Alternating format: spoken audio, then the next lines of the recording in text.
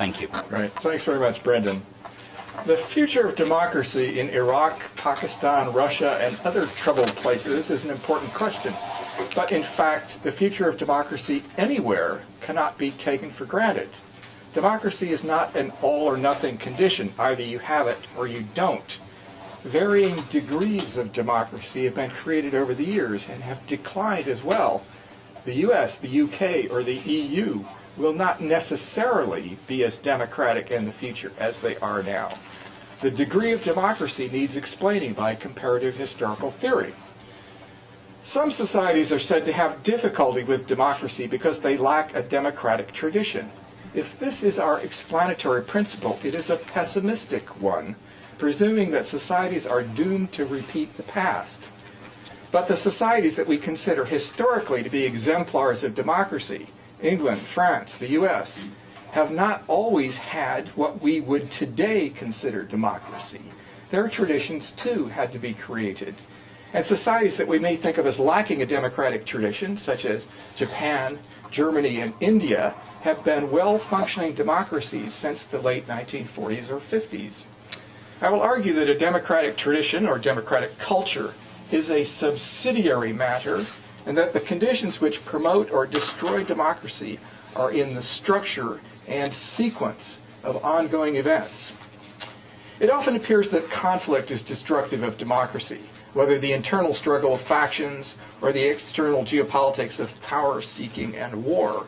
Nevertheless, I will argue, conflict is of the essence of politics, and war-making capacity is at the center of the state. Conflict can destroy democracy, but it also created it. We must look for particular configurations of conflict, those which create a balance among conflicting forces, the balance that we call democracy. To use a somewhat shaky metaphor, democracy is like riding a bicycle. In order to avoid falling over, you have to be in motion. You have to feel how to shift your weight from side to side. And furthermore, there is a moment when you suddenly find that you can ride. Now, the bicycle metaphor is decidedly inadequate in the following respect.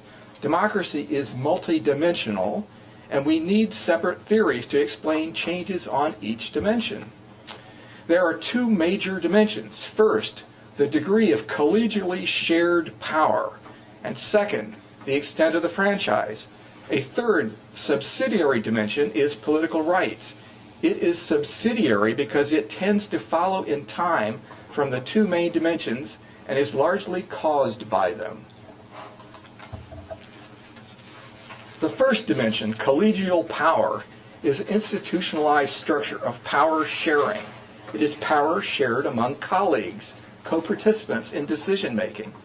The word college, which for Anglophones means institution of higher education, goes back to a medieval organization in which the Guild of Teachers elected their administrative head. Medieval Europe was full of collegial structures, councils, assemblies, legislators, electoral bodies, independent judiciaries. The origin of the word president was someone who presided at just such an assembly. Collegial power can pyramid upwards at several levels. Not only are there collegial bodies which decide collectively, but concatenations of such collegial bodies which balance and contend with each other. And collegial power-sharing structures can be created higher up, adding further layers at the top when federations and coalitions are formed. It is not easy to put this in quantitative form. We must visualize an abstract continuum ranging from zero collegial power, an ideal autocracy in which a single center makes all decisions, up through a potentially infinite number of such power-sharing structures. The second dimension, the extent of the franchise, is much simpler because we can put it in quantitative form. This is the percentage of people who have the right to participate in politics, to vote, and to hold office. The ideal low point of this continuum would be a hereditary autocracy, slightly higher, a hereditary aristocracy. The franchise, although sometimes very restricted, is nevertheless important because it puts in place a structure which is capable of expansion. In the medieval German Empire, the emperor was not hereditary, but was elected by 8 heads of secular and ecclesiastical states, called electors. The College of Cardinals, which elects the Pope, has ranged in membership historically from 12 to 87. Very recent popes have expanded it to over 250. In the 15th century, the conciliar movement attempted to make the church more democratic by making the Pope elective from a permanent general council, which furthermore would have ongoing legislative power. Catholic democracy failed, but the model was developed by Protestant churches, such as Presbyterians, who elect their own ministers. There is no absolute cutoff point in the size of the franchise between democracy and non-democracy. We are inclined to think that democracy means universal franchise, or as used to be said not so very long ago, one man, one vote. But in fact, the franchise has never been universal.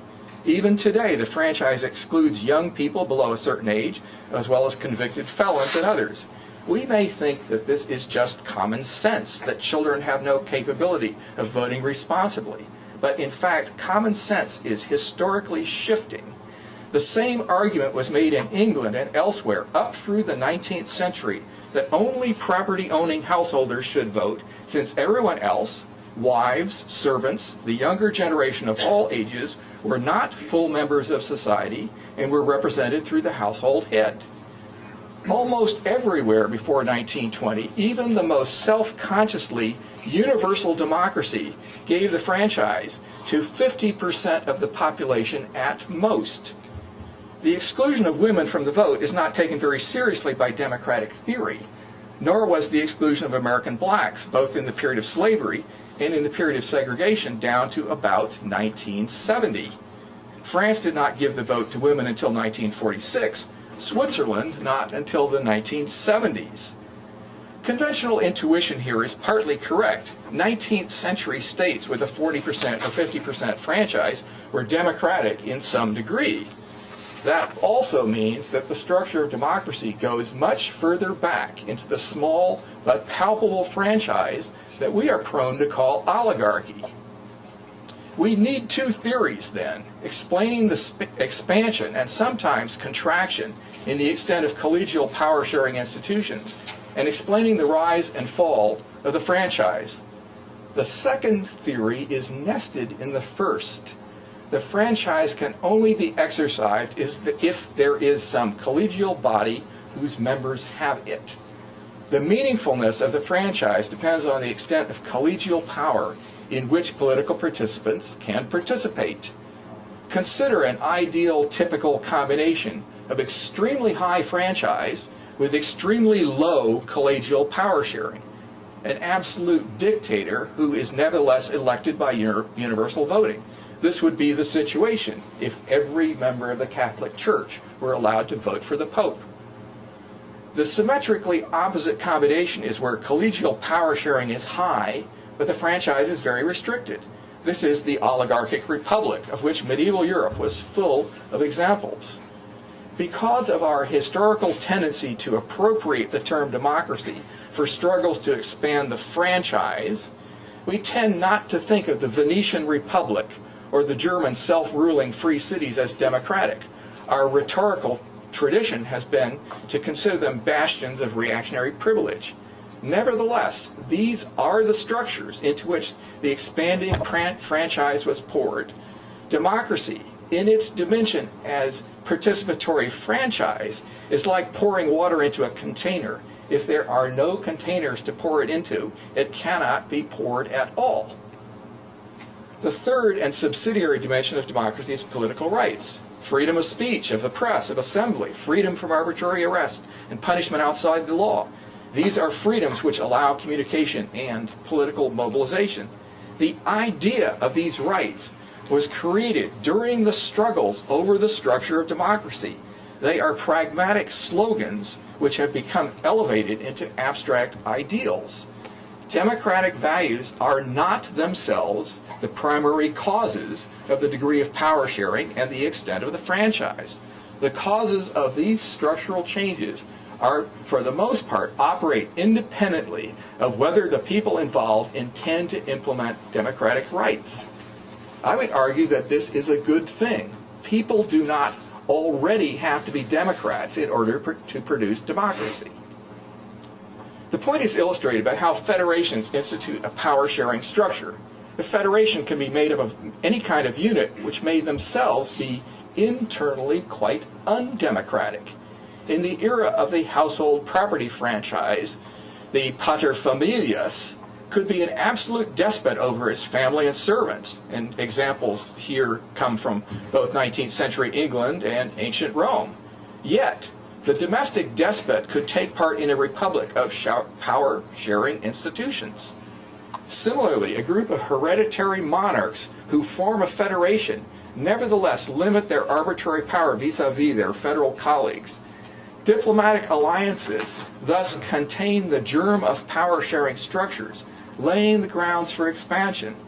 And this can occur even if their participants have no commitment to democratic values, even if they are antagonistic to democracy. If democracy is a structure rather than a belief, it has a potential for coming to life in the strangest places.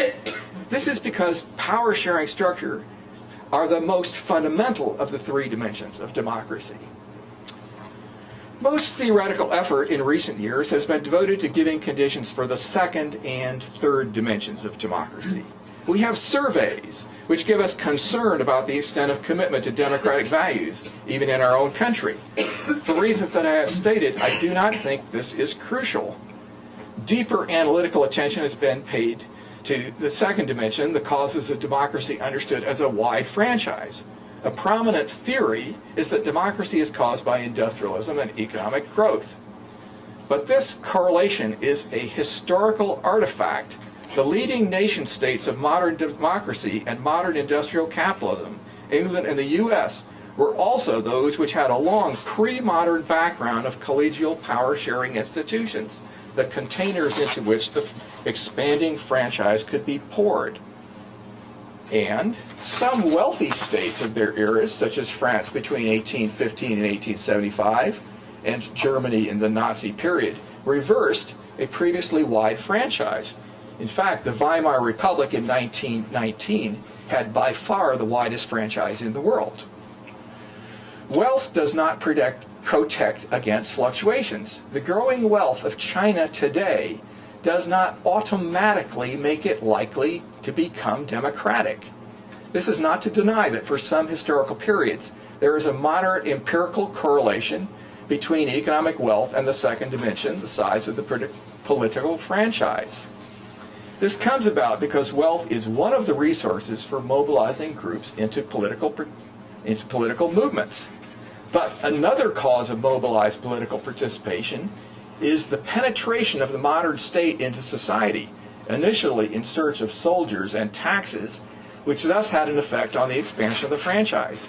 Economic growth is not the only source of expanding the franchise. It sometimes helps. Alone, it isn't sufficient. Let us shift attention now to the fundamental dimension which facilitates all aspects of democracy, collegial power-sharing structures. The classic statements are Montesquieu and Tocqueville. The original power-sharing institutions they extolled were medieval, not modern. On this dimension, modern industrialism is not necessary for collegial democracy, and Montesquieu and Tocqueville were suspicious that modernity might destroy collegial democracy by replacing it with bureaucratic centralization. Some comparativists have argued that the societies which best retained their medieval institutions, notably England and its colonial offshoots, thereby became the archetypal modern democracies. Medieval Europe was historically the basis of collegial institutions, but this does not mean that societies which lack this medieval background are necessarily doomed. We must look at the medieval period analytically for the larger implications of its structural patterns. The extent of power sharing is an inherently sequential causal process. The crucial sequence is in the struggles that political actors go through in search of power. They do not have to be idealistic about this. the most hard-nosed realist form of power-seeking, under the right sequence of events, can lay down institutions which become the containers of democracy. Schematically, there are two steps. First, power sharing arises when a state, some militarily sovereign political unit, is weakened by geopolitical causes and is forced to enter into a power-sharing arrangement with allies or supporters.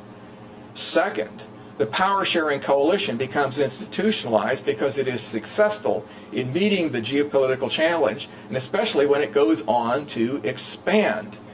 Both steps depend on geopolitical conditions. That is to say, the rising or falling power prestige of the state in the interstate arena based on its military success or failure.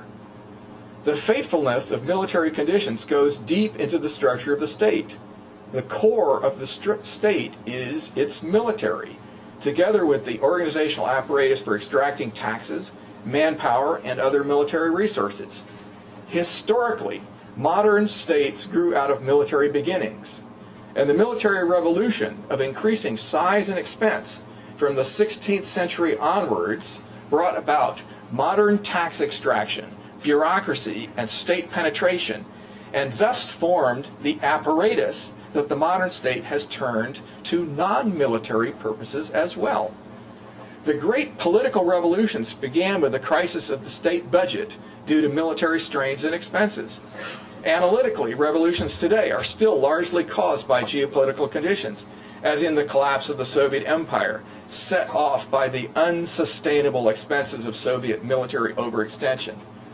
Max Weber famously described the state as a structure monopolizing legitimate force upon a territory.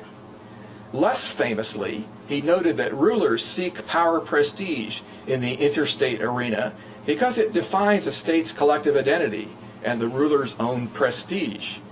If we treat Weber's statements as referring to variables rather than to static ideal types, we can say that how much monopoly, legitimacy, force, and territory a state has are all historically variable, and that geopolitics is a key determinant of their variation. For contemporary sensibilities, this may seem an overly militaristic view of the state, but notice how our national anthems refer to the rocket's red glare, the bombs bursting in air, allons enfants de la patrie, and rule Britannia, Britannia, rule the waves. Waves the rules. Britons never will be slaves, is the next line, which to me shows a somewhat paranoid sensibility. The degree of legitimacy, not only of rulers, but of state institutions, are thus powerfully affected by geopolitical success or failure. This applies to democracy as well. Thus, democracy depends on, first, a non-democratic ruler falling into trouble militarily, delegitimating the existing form of rule, and second, the power-sharing coalition which takes over must go on to military victory, thereby legitimating democracy. Democracy, to a large extent, is determined from the outside in. I will illustrate the argument with brief sketches of the geopolitical sequences which produced a number of historic democracies, as well as a few which failed for lack of the right geopolitical conditions. First, the medieval Republic of Venice, which lasted from the 11th century until it was conquered by Napoleon in 1797. We don't usually count Venice in our folk wisdom about democracy, in part because our focus is on England and France, in part because Venice restricted voting rights to a small number of elite families, at most 7% of the population. Weak on the second dimension of democracy, Venice was very strong on the first dimension. Venice's structure was designed to guarantee power sharing and prevent family oligarchy. It funneled voting through a series of indirect elections and split power among a series of councils and rotating magistrates. The Electoral College, by which the U.S. elects its presidents, was copied from Venice. Other Venetian institutions include the term ballot, i.e. voting by placing balls into urns, ballotti, I presume, judicial rights, and the public defender to represent poor litigants. The doctrine of the separation of balance of powers came from Venetian institutions, although Americans, in taking over both ideology and structure, have forgotten its origins. There was no city-state of Venice in the 10th century, only a scatter of communities along the island waterways. The incentive for unifying was geopolitical. The opportunities for expansion and state-protected trade in the geopolitical vacuum of the Adriatic and the Eastern Mediterranean. Venice's early weakness, like that of all the Italian city-states, was the tendency to anarchic conflict among rival families seeking to oppose autocracy, and in the period of commercial expansion, class conflict from below. It was these conflicts which overthrew medieval democracy in Florence, Milan, and other Italian city-states. Venice escaped that fate because of its especially favorable geopolitical situation. Venice became a republic in the first place because no family was strong enough to impose itself against its rivals. This local geopolitical weakness was institutionalized in power-sharing structures, which in turn became legitimated by the geopolitical success of the Venetian Republic. It stayed clear of warfare in Italy and on the European continent, with its unstable conquests and tangled wars of German emperor versus pope. It stayed clear as well later on of the incursions into Italy by the French and Spanish monarchies. Venice found its geopolitical niche by expanding by sea into the fragmenting Byzantine Empire. The populace of Venice, most of them disenfranchised by the elite power-sharing oligarchy, nevertheless maintained their loyalty to the Republic because it worked. External power prestige bolstered the legitimacy of the Republican structure while providing wealth to keep the popular classes satisfied. The Doge, as head of the government, directed military and foreign policy. The elaborate checks and balances to prevent tyranny did not hamstring government because these operated locally, leaving the state essentially as an overseas operation in whose success all Venetians had a stake. For over 600 years, geopolitical success kept the Venetian Republic alive. In contrast, over on the other side of the Italian peninsula, republics fell prey to military conquest states, medium-sized fish eaten up by the big fish, which constituted the state-building process of land-based empires. It has sometimes been argued that maritime regimes are inherently prone to democracy, but this confounds the issue. The maritime states which become long-term democracies are those which go through the favorable geopolitical sequence. Similarly, the argument that middle-class merchant states are inherently democratic overlooks the fact that a democracy must be geopolitically viable. Small city-states surrounded by militarily expanding national states do not survive, and they make themselves all the more vulnerable by the turmoil of class conflict between rich and poor. Geopolitical success favors democratic institutionalization, both directly by keeping up power prestige and therefore legitimacy, and indirectly by dampening internal class conflict. I have argued that institutionalizing power sharing depends upon a sequence. First, local weakness, which motivates power sharing, and second, geopolitical success abroad, which institutionalizes it. There are two major alternatives to going through this sequence. One is that states never go through the first stage of sharing power in a collegial structure. This may happen because an autocratic state is quite successful at military expansion and has no need to concede power sharing. This is essentially the Russian route from the 15th through the 19th centuries. Or a state never gets the chance to try power sharing in its moment of crisis because it's swallowed up by a nearby conquest state, as happened to so many small European states, winnowing down from a total of nearly 1,000 to a few dozen in the centuries between the year 1100 and 1900. The first step in the democratic sequence is a rather delicate one. The state must be weakened so as to be forced to make concessions to power sharing, but not so weakened that it does not survive. When the English barons in the 13th century forced the monarch to concede a parliamentary structure controlling the purse strings of government, the English state nevertheless remained safe from external enemies. I guess that's the rule of the waves. due to its sea barrier to invasion and chaotic conditions of military regimes on the continent. A more extreme case is Poland, which in 1572 institutionalized a weak electoral monarchy subject to a strong aristocratic parliament.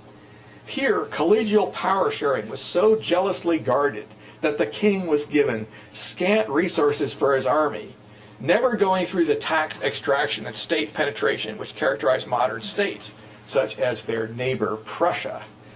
Poland's weakness in military resources, together with its inherently weak position in the midst of strong states on either side, resulted in Poland disappearing as a sovereign state in the conquests of the 18th century. Establishing power-sharing democracy is no guarantee that it will last. That depends on its geopolitical success. One might be tempted to infer from this argument that only big states can be successful democracies. In the long run, small states tend to get swallowed up by bigger ones. This is one of the basic principles of geopolitics, that states with more military resources tend to expand their sphere of influence at the expense of states with less resources.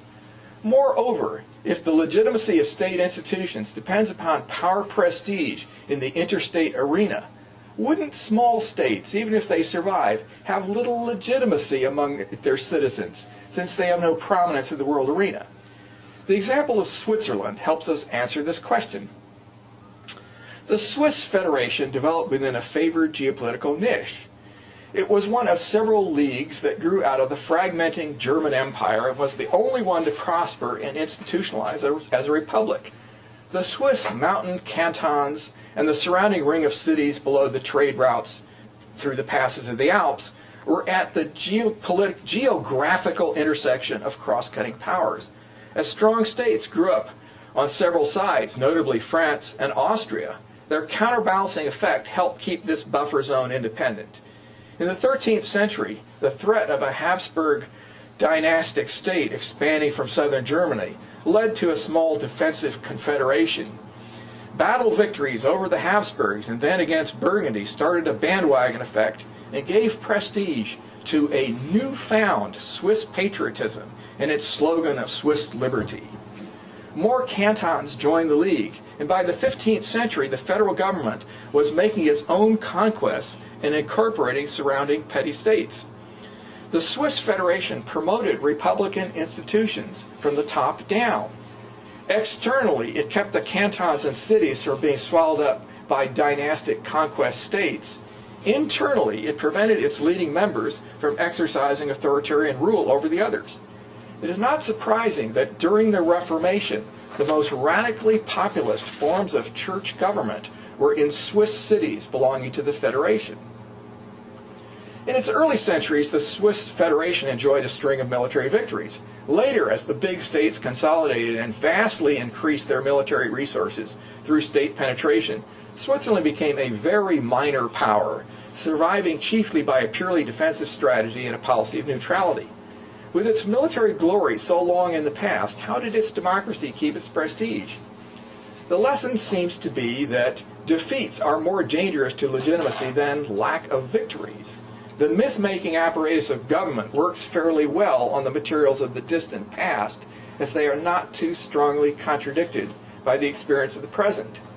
Switzerland in recent centuries has played sensible geopolitics, avoiding the dangers of military overextension that are so often a prelude to state crisis.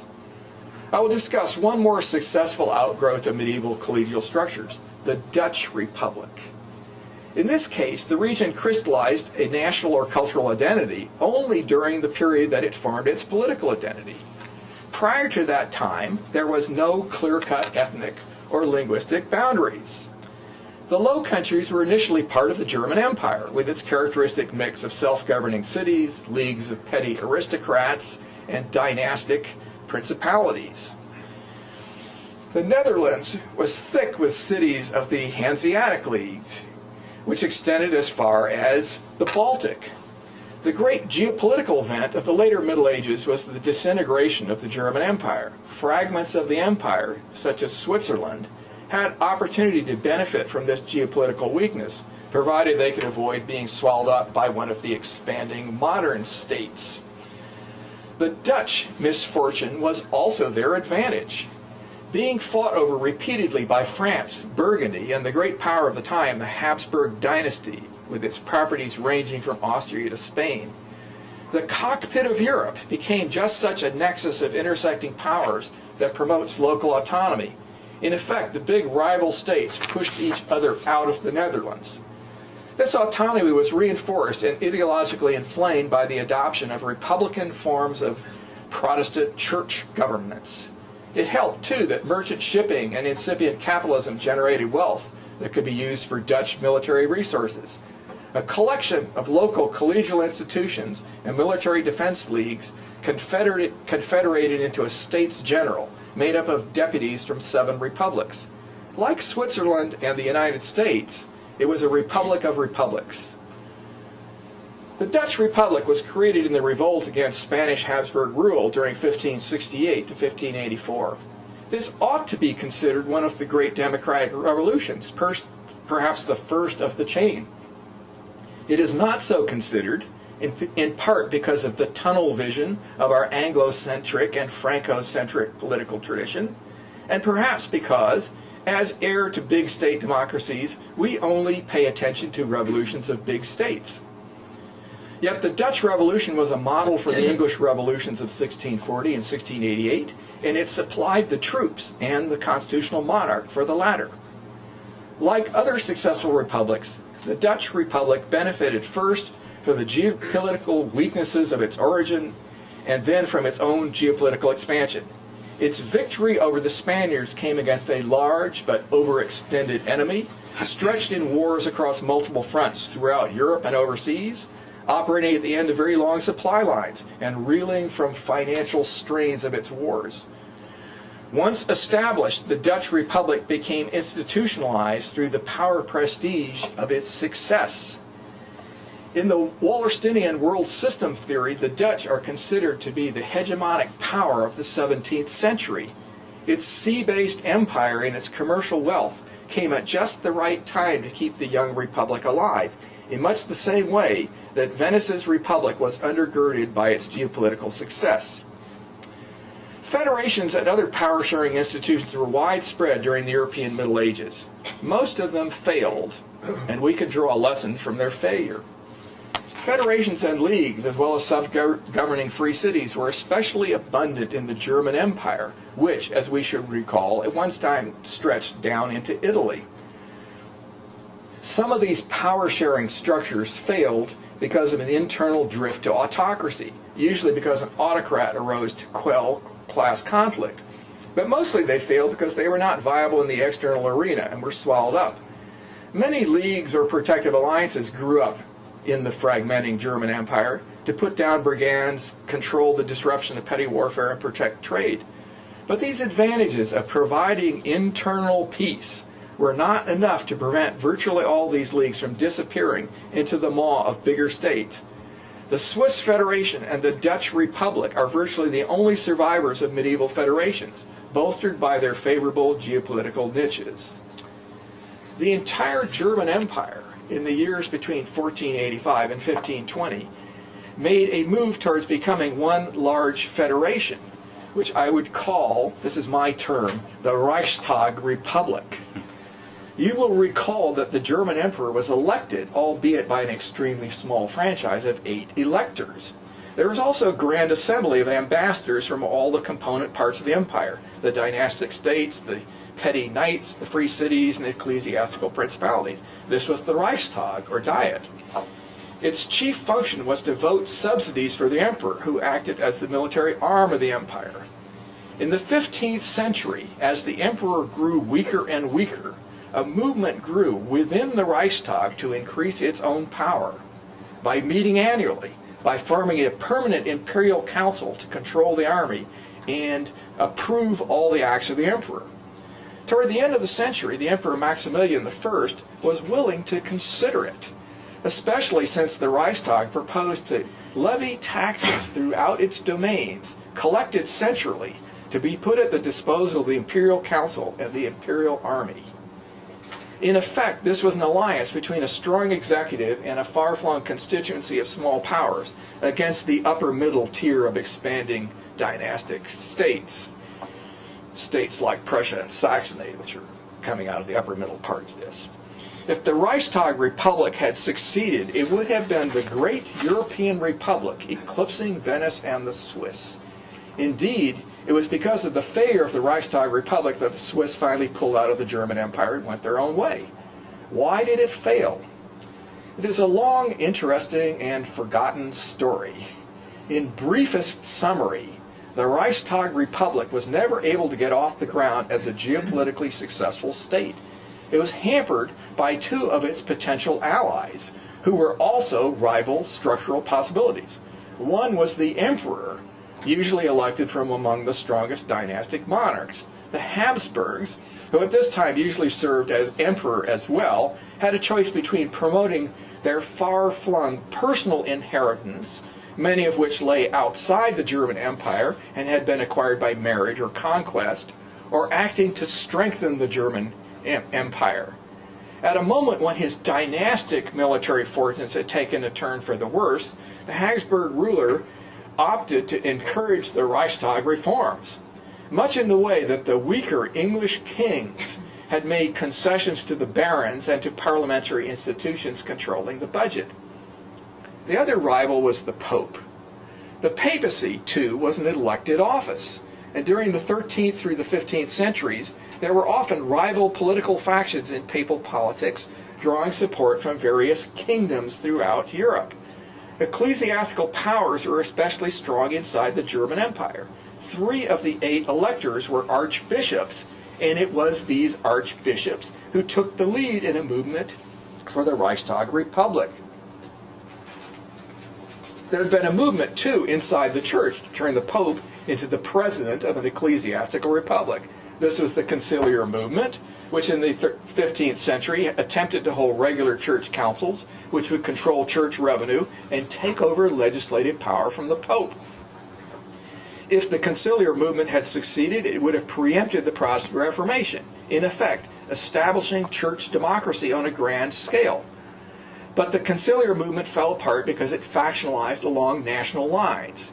In effect, both the Reichstag Republic and the Catholic Republic failed at the same time and for the same reasons. They were both made up of the same set of actors who tended to intrude in each other's affairs, the empire trying to keep the church weak and the church trying to keep the empire weak. Both succeeded.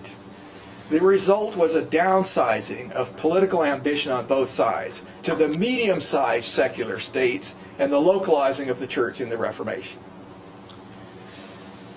I hope I've not bored you too much with these forgotten examples of medieval power-sharing institutions. Their example is pertinent to what we think of as the archetypal modern democracy, the USA. The United States formed in much the same way as the Swiss and Dutch republics. The independence of the Atlantic coastal colonies of North America originated in geopolitical strains of the British Empire at a time when it was engaged in conflicts on multiple fronts. The British were at a further disadvantage in logistics costs and long-distance fighting against the settlers of their most populous and resource-rich colonies. The beginning of the American Revolution resembles the beginning of the revolutions in England and France. Rejection of demands by the state to pay for the cost of previous wars. In this case, to pay for the cost of conquering Canada. But this time the result was not revolution inside the existing state. The American colonists did not succeed in increasing their democratic representation inside English Parliament, but in the fragmentation of the state, splitting off to form a new state. Geopolitical opportunities in the form of an opposing weakness motivated the first coalition of the colonies. As Benjamin Franklin said, we must all hang together or we will all hang separately. But after the revolution succeeded, really we should call the War of Secession, why did centripetal forces not continue further? Those of us raised in American schools take it for granted that the 13 colonies made a natural unit and that they would expand to cover the continent from east to west. But in fact, there were some 25 British colonies in North America. only half of them joined the War of Secession, and after the war there were further rebellions of settlers demanding yet more independence from the USA coalition, especially over taxation. And there were a number of other short-lived republics in continental America, including Texas, Utah, and California. Why did the USA coalition hold together instead of fragmenting? And why did it survive in the form of a democracy? Geopolitics surely helped. What institutionalized the Federation from the 1790s onwards was above all geopolitical opportunities. Settlers' demand to take Indian lands in the West that required help from the Army of the Federation. In its first century, the U.S. government performed few activities other than military ones. The spectacular geopolitical success of the USA alliance, which spread across the continent and built up its economic resources to become a world power, legitimated American democracy as well as American unity. This is not a very idealistic way of looking at it. We prefer to think that democratic institutions are intrinsically wonderful, that other countries ought to recognize this by looking at us and by listening to our idealistic rhetoric. As I've argued, the ideals and the rhetoric became popular because the geopolitics was favorable. If democracy resonates with slogans of liberty, the rights of the people, and success of the underdog, it is because democracies originated in times of geopolitical weakness.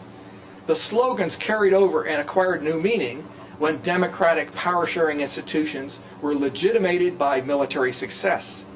The ideology of democratic peacefulness is an appealing one, but historically it is a myth. In conclusion, what does this conflict-oriented geopolitical perspective say about the prospects for democratic power-sharing regimes today? A few scattered applications. First, the globe's most notably failed regimes are in Africa. It has been pointed out, I think by Brendan O'Leary last year in the ASH seminar, that the legacy of European colonialism, combined with the use of external peacekeeping forces during the period of African independence, has prevented African states from going through the route by which European states modernized. The successful European states underwent the military revolution because they were fighting and winning wars. This legitimated state penetration into society and the creation of a strong tax-extracting apparatus, which eventually became a benefits-providing apparatus as well.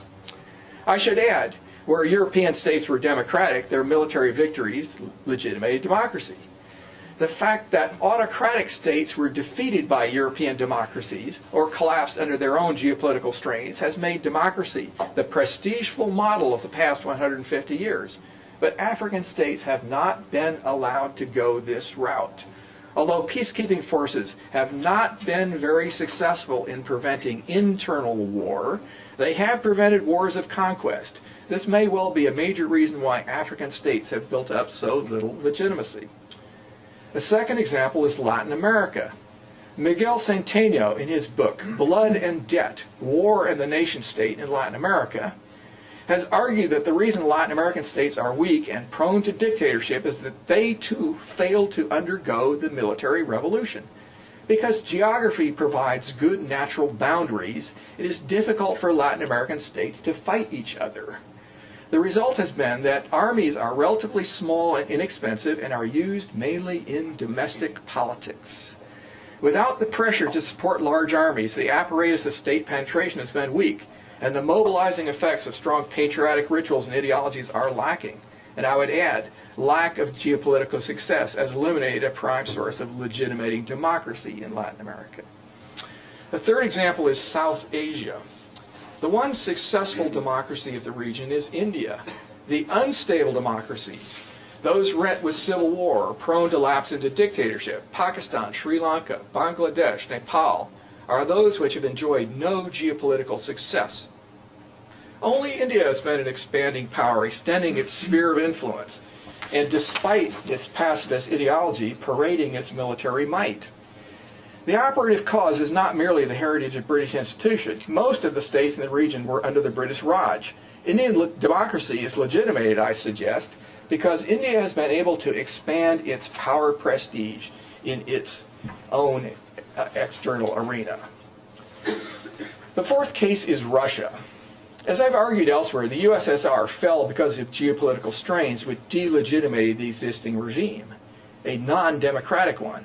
Its successor turned to the opposite high-prestige model, democracy. What will happen now?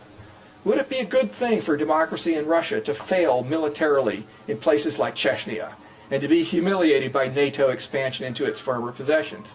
Under the principle that geopolitical failure delegitimates state institutions, we should be wishing Russia's electoral regime geopolitical success while such a regime still exists. How do my arguments apply to the future of Iraq? Once the external force of the U.S. is removed from the equation, the initial phase of geopolitical weakness may well motivate power sharing of a kind. But would an Iraqi federation stand any chance of success in the local geopolitical environment? I will leave these questions to the discussion period and to experts better qualified to answer. Thank you very much.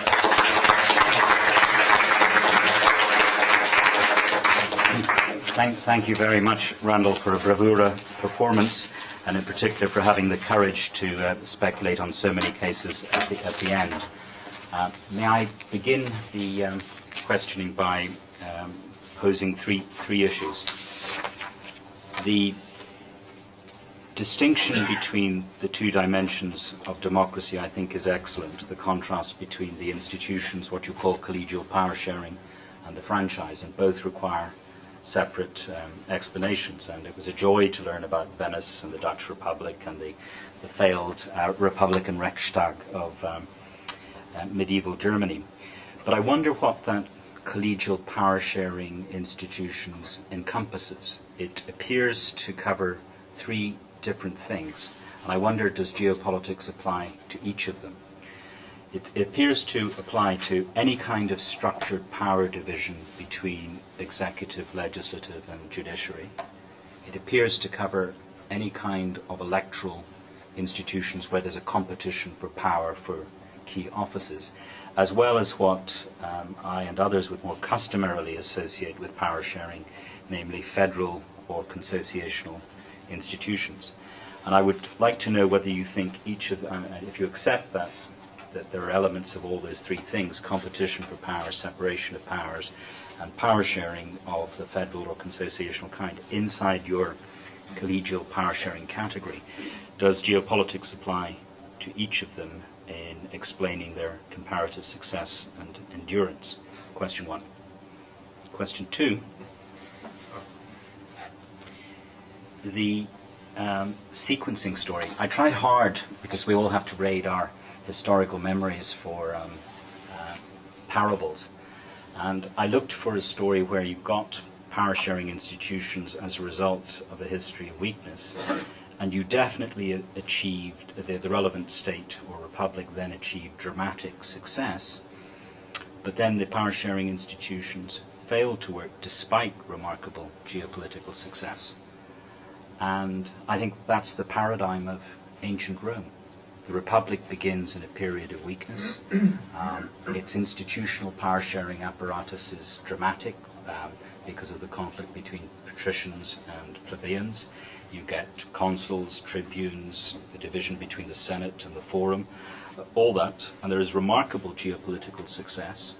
And yet, now maybe, of course, I'm just playing with I may be overstretching your argument, because obviously there are other things other than geopolitical success which account for the stability of regimes, power-sharing regimes. But it would be interesting to hear your comment on that one, because the standard story which we were all taught in school is it's precisely because of the military success of the Republic that the generals can take over the Republic. So isn't the danger for power-sharing institutions is that if their success is dependent upon military or geopolitical success, that we will empower the military, who will then destroy the otherwise beneficial system. Lastly, and this is just an easy one for you to swat away and have fun with, there are people in management institutes, business schools and so on, and indeed in military academies, who say that geography has been abolished. And in consequence, the kind of geopolitical reasoning that you apply is no longer pertinent. Would you care to swap that one away? Well, I'll take the last one first. Actually, this is the line of argument that basically worldwide computer technology and communication surveillance systems are such that you can point your military force any place at any time. That's actually a question that I'm studying right now. I'm inclined to think no, but I don't want to prejudge that one. I'm actually studying that. I'm going in reverse order here. The Roman Republic. Okay, I'll really have to give some thought to this. The Republic did survive for 4 centuries or 6 centuries, something like that.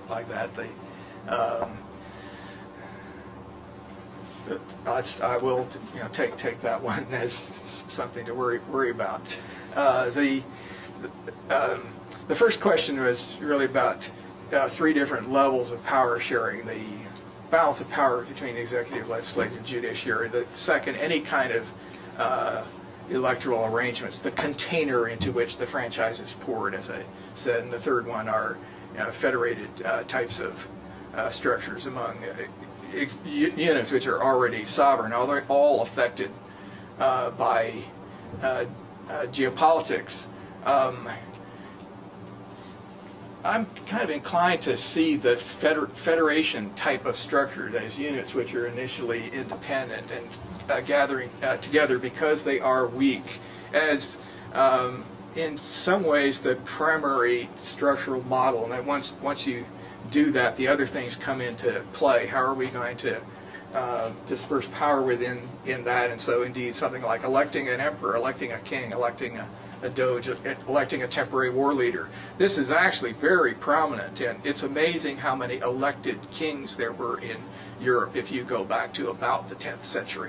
So I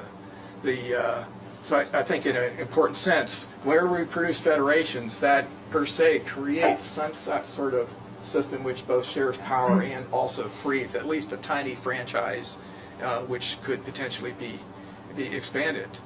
Federations are an optimistic sign. The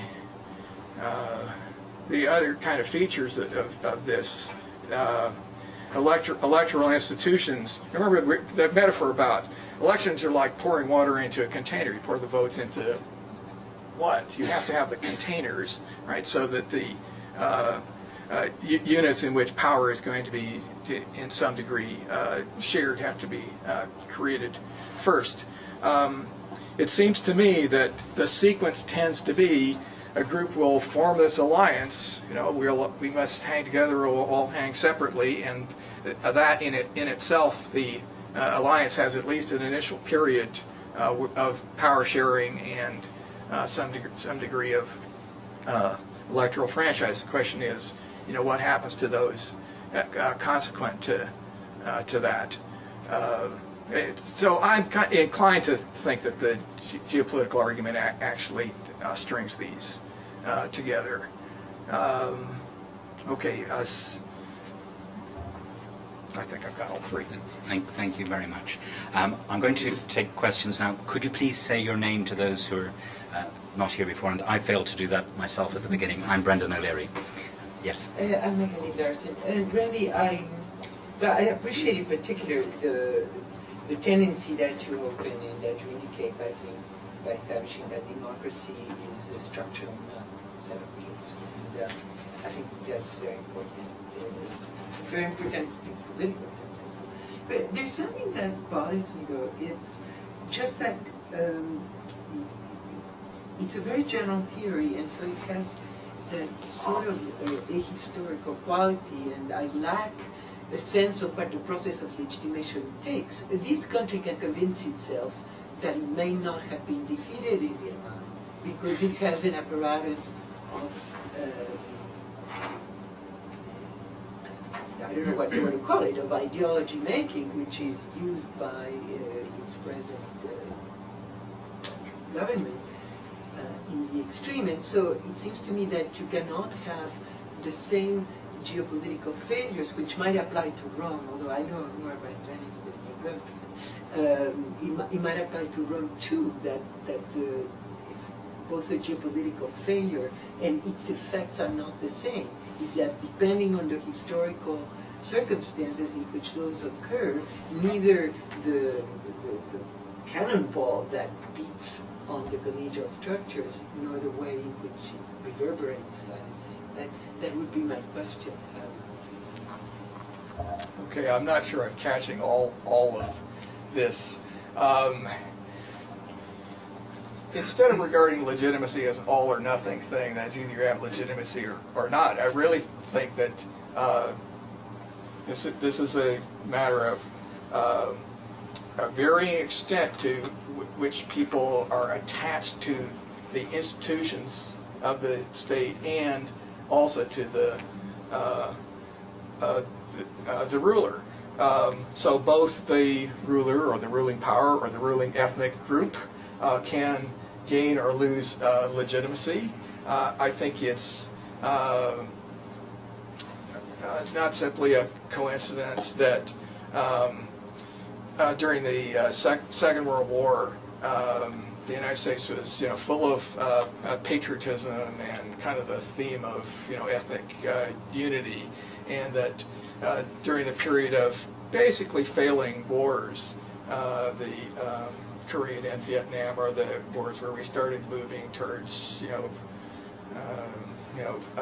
multiculturalism, a real falling away of the ideology of national patriotism and so forth. So I really do think that those, in the broad sense, the degree of legitimacy of the regime and its structures go up and down depending on your success. If we'd been slam dunk successful in Iraq in 2003, the legitimacy of everything involved would have been very high.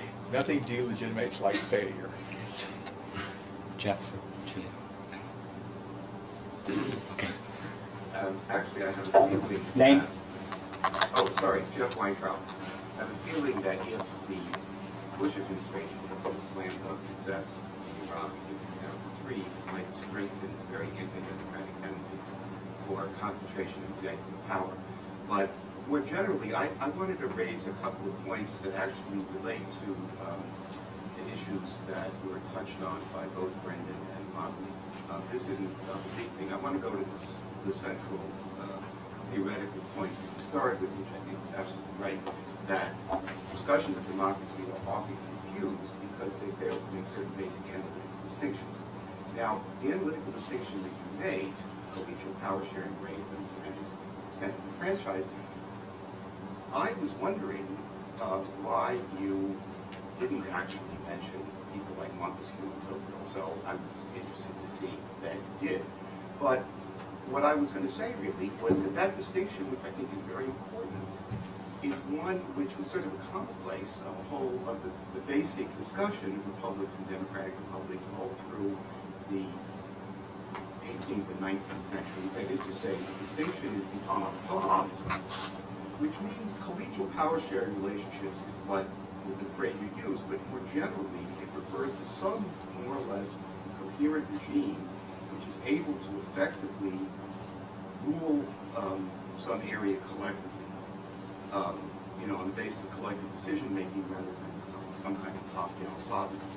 And the distinction is between republics in general, which can often be aristocratic or oligarchy, and democratic republics. And what we now tend to call democracy are democratic republics that manage to combine the two.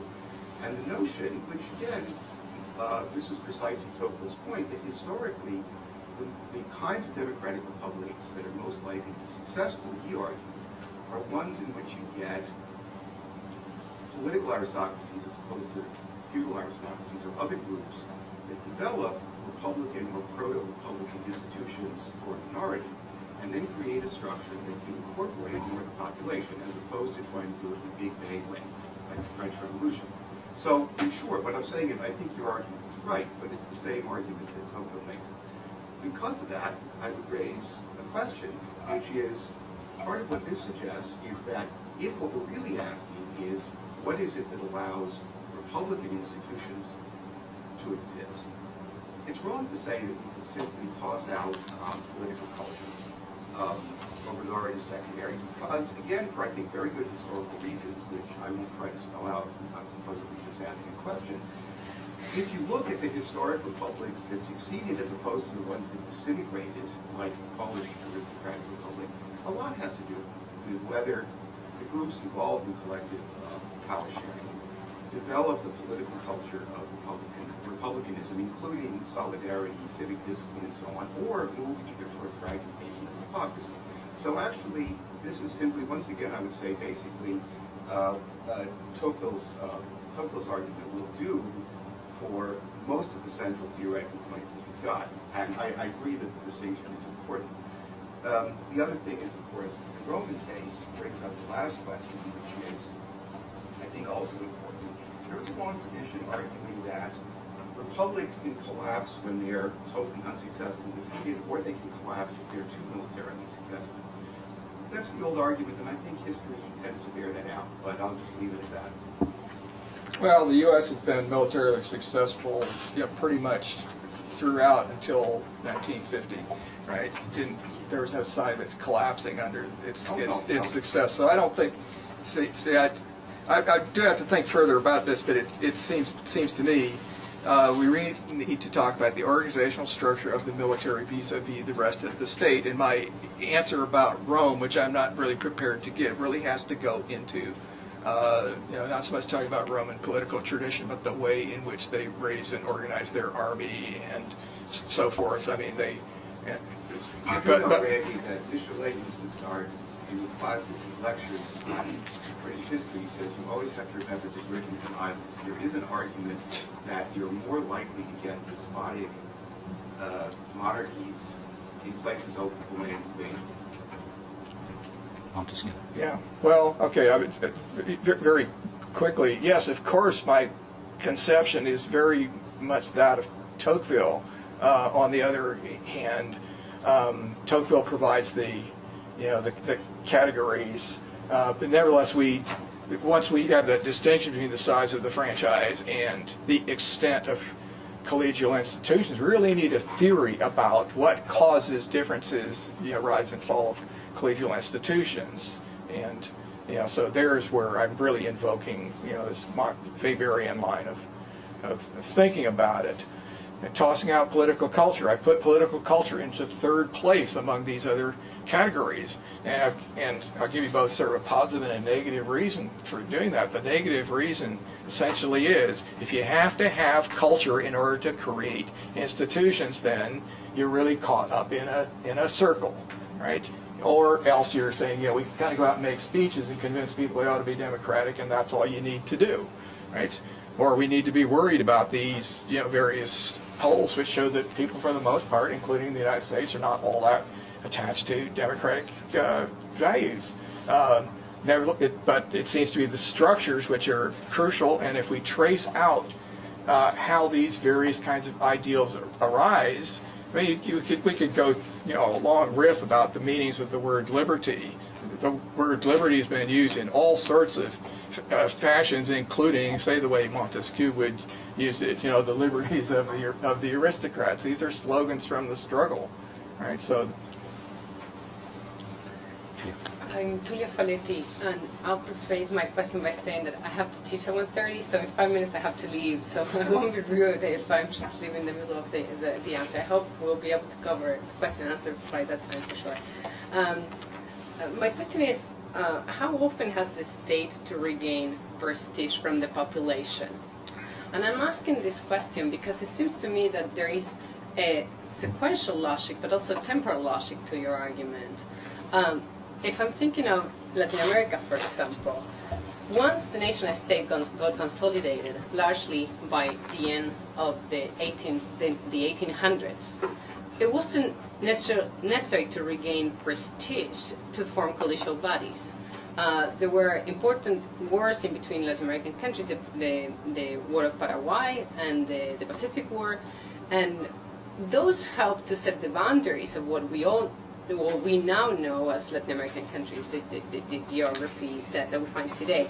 And I'd be willing to accept that that might have also contributed to the formation of oligarchic regimes, collegial power-sharing institutions within these oligarchic political regimes.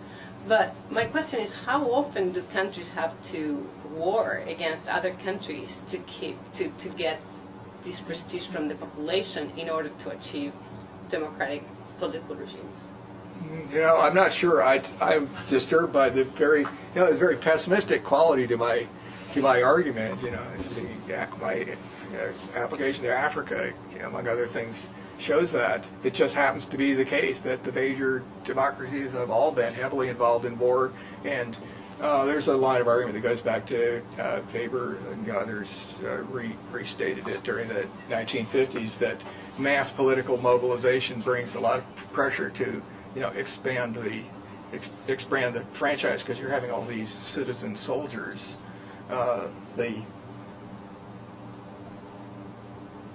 You believe your pessimism at that? Yes. My name is Craig Martin from the law school, and I guess my question actually follows up in some respects on that, and perhaps also just add a counterfactual example following up on Rome, just to think about. I would have suggested that Japan in the pre-war period could constitute a counterfactual. I mean, the Meiji Restoration is your moment of weakness, with new oligarchical structures being set in place, which involve power sharing, followed by great geopolitical success through the Sino-Japanese War, Russo-Japanese War, and the successes. And you have a very short blossoming of democratic tendencies in the 20s, but that's quickly swamped by the militarism of the 30s. So that's just another counterfactual. But my question goes to this idea of geopolitical success creating legitimacy, and I'm wondering in the sort of post-World War II period whether it's possible for nation states to develop that sort of prestige and legitimacy through other mechanisms other than military success. And again, I'd come back to Japan as a possible example, in which you have a fledgling democracy rising out of the ashes of war, in which there's new power-sharing structures set in place in democratic institutions. It's prevented from any sort of geopolitical military success by its war renunciation provision in its constitution, but ties its sense of identity and prestige to its economic success, which it single-mindedly pursues. And now it may be that right now you're looking at the failure of that, but I wonder if you would think out loud on the possibility of some other form of success that would give rise to prestige and legitimacy. Yeah, well, I mean, I think that would be nice. I mean, the one prediction I would make is that, well, sir, it's about the future of the European Union. Doesn't necessarily mean you have to fight wars, but you have to be a big player, right? Big player in the interstate arena. If the EU managed to put together an army to carry out some operation, it could be some rescue peacekeeping operation of some sort. I think that would without American help. Yeah, would greatly increase the sense of legitimacy of the EU. I mean, there are actually some interesting puzzles here. I'm thinking about German democracy is actually quite successful after the Second World War. I mean, there's another aspect of that. It's a real mistake to consider Germany just an authoritarian culture all the way back. Germany is just full of local kind of power sharing arrangements, and indeed it's had in various forms both electoral and collegial structures for a long time. I mean, I've not sufficiently addressed the way in which things can, such structures can go through a crisis that'll bring you something like the Nazis. But I mean, they did come to power as an electoral party.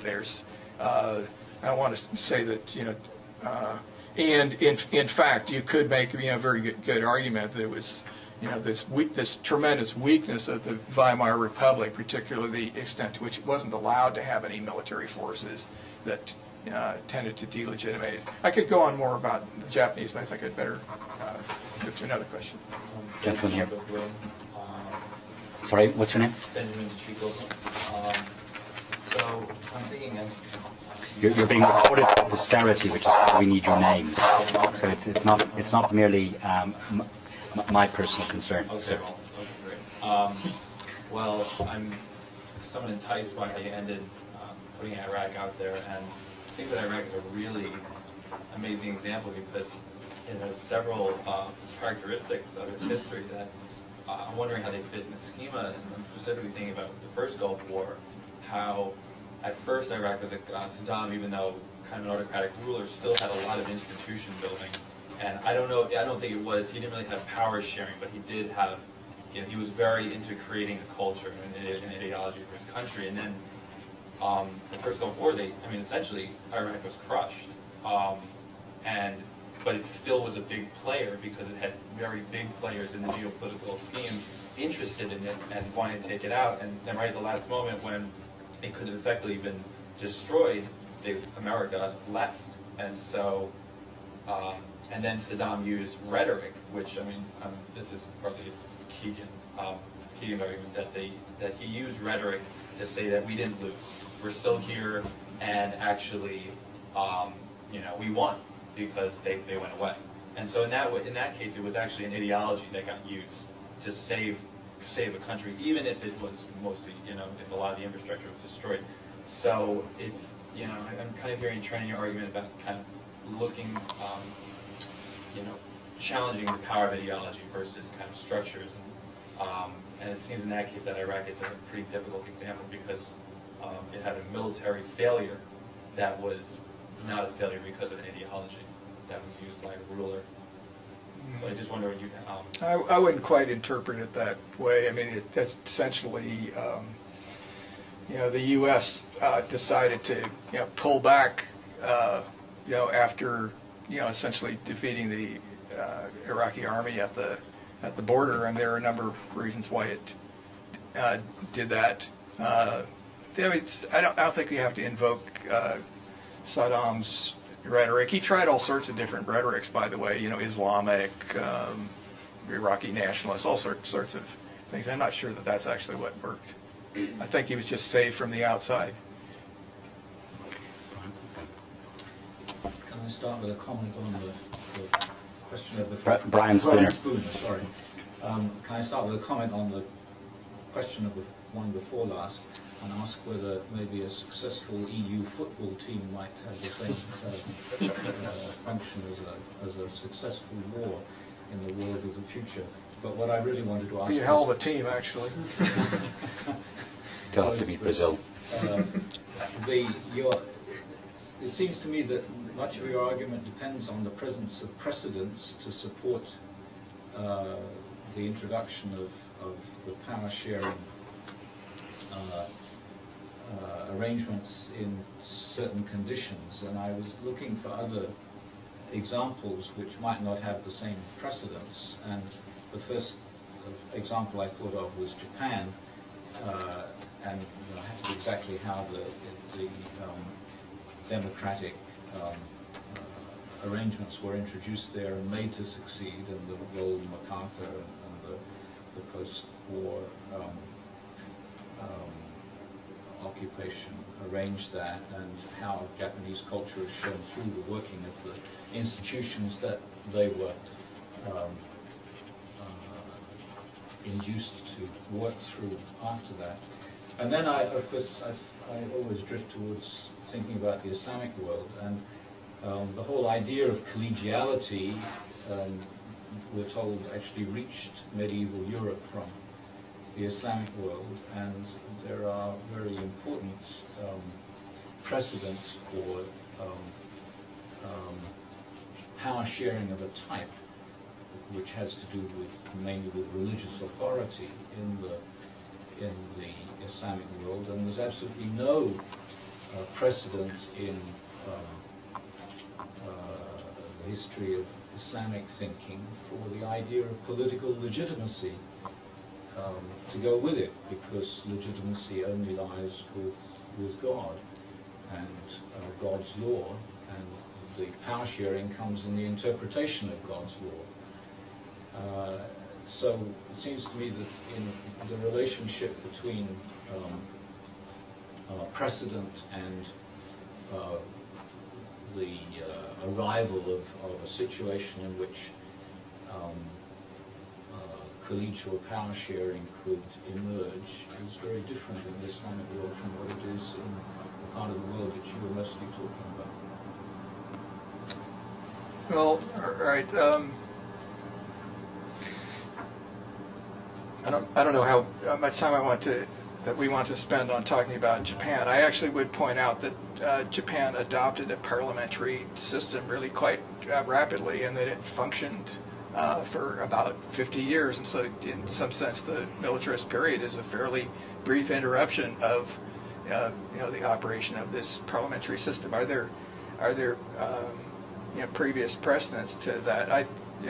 You may well know the work of Eiko Ikegami, who has written brilliantly about the organization of network structures inside Tokugawa Japan, and there's really a lot more collegial structures in Japan than we would think as being on the surface. But I think very important point about Islamic organization. I think, in fact, is Islam as essentially a theocratic religion built around collegial structures actually gives quite a sort of optimistic basis for trying to expand what we would call democracy. I mean, whether or not the word democracy gets accepted, nevertheless, this... You just need a few more military successes, is that basis of power.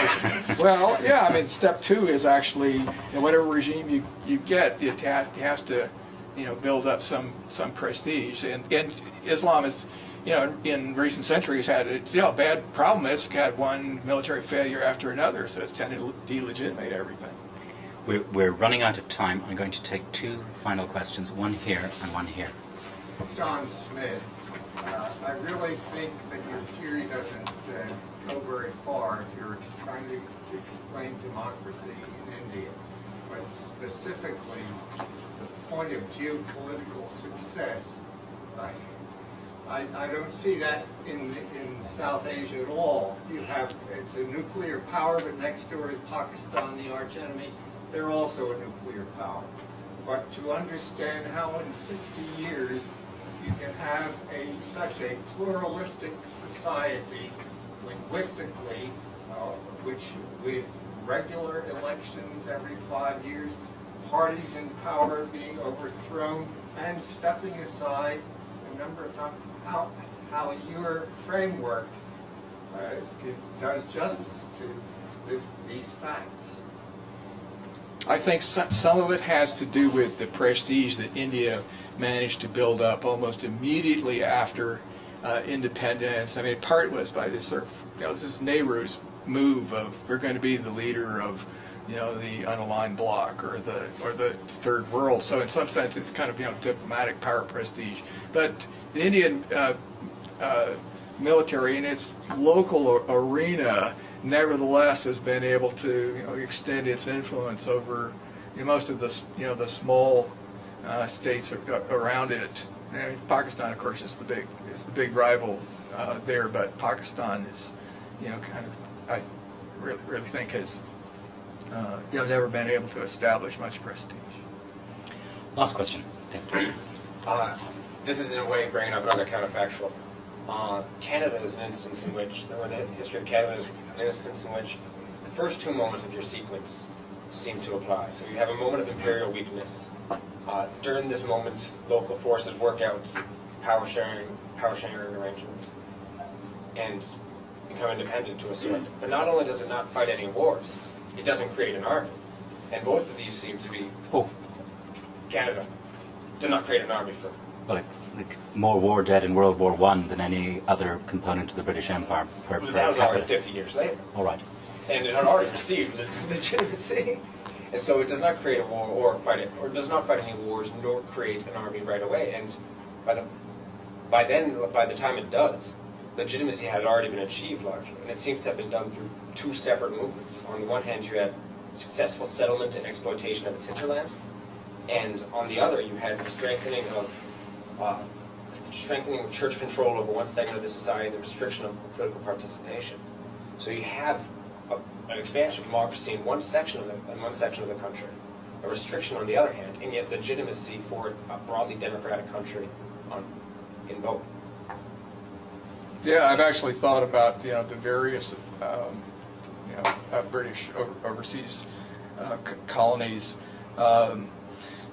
Actually, this probably applies to Australia and New Zealand more than it does to Canada. I said the first wave of what the American colonies needed was an army to take land from the Indians, and I think that certainly applies to New Zealand, where in effect taking over from the Aboriginals was really part of the nation building project as far as the white settlers were concerned. But once that's gone, there's really not much of this kind of Bavarian military-centered route going.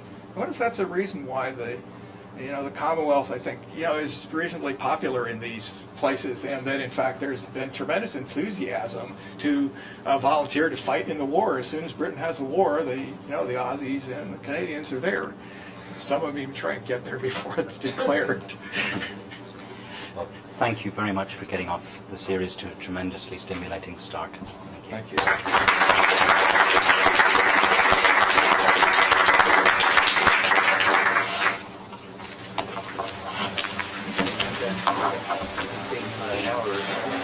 Yeah, I've actually teach at 3. Will you still be going? Yes. I've read the... David. I'm afraid it's kind of at a level... Canada, it seems to me, is really formed as a strong state as a result of World War I. This is not the way, but I would suspect that it's not true. I actually find that it's It's a good question. I'll try and catch the tail end, and we Probably crazier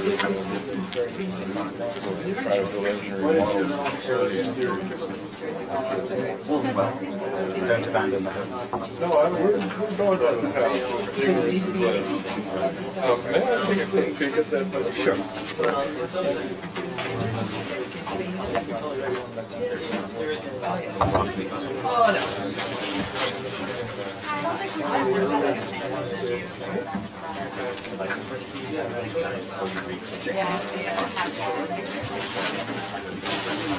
Yeah, I want to definitely.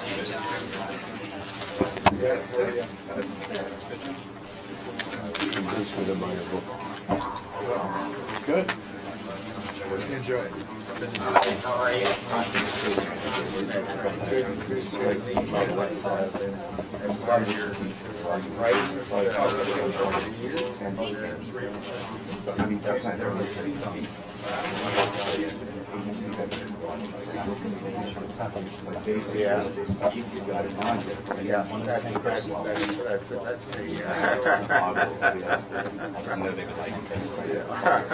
That's the trouble with being Smith. Yes, all the time, yeah. Anyway, I'm glad you came. Certainly.